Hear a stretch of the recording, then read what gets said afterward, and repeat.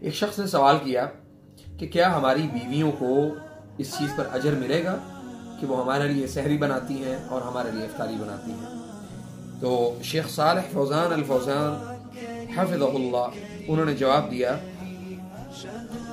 کہ قرآن کریم میں اللہ رب العزت نے فرمایا ہے کہ جو نیکی اور تقوی کی طرف لوگوں کو بلائے یا ان کے لیے اس میں تعاون کرے، یعنی وتعاونوا علی البر والتقوی میں یہ آتا ہے، اس لیے زیادہ سے زیادہ یعنی ان کے لیے محنت کرتی ہیں عورتیں اور ان کے لیے بہت محبت کے ساتھ افطاری تیار کرتی ہیں، بہت محبت کے ساتھ ان کے لیے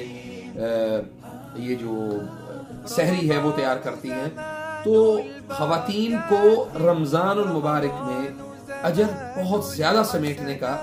جو گولڈن پیریڈ اللہ تعالیٰ نے دیا ہے اس کو ضائع نہیں کرنا چاہیے،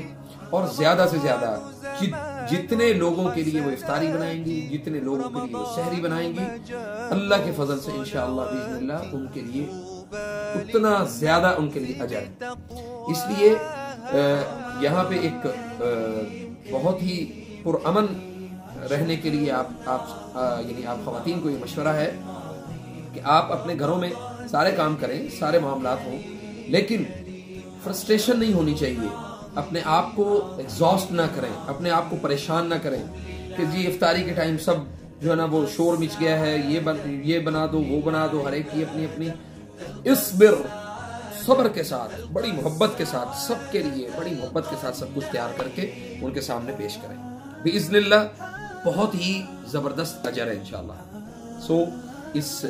گولڈن پیریڈ میں اپنے آپ کو اپنا ٹائم جو ہے وہ ضائع مت کریں اور اپنی نیکی کو ضائع مت کریں، اپنی نیکی کو بڑھانے کے لیے اچھی سی اچھی چیزیں بنا کے اپنے گھر کے افراد کو ان کو پیش کریں۔ فجزاک اللہ خیر۔ السلام علیکم ورحمۃ اللہ وبرکاتہ۔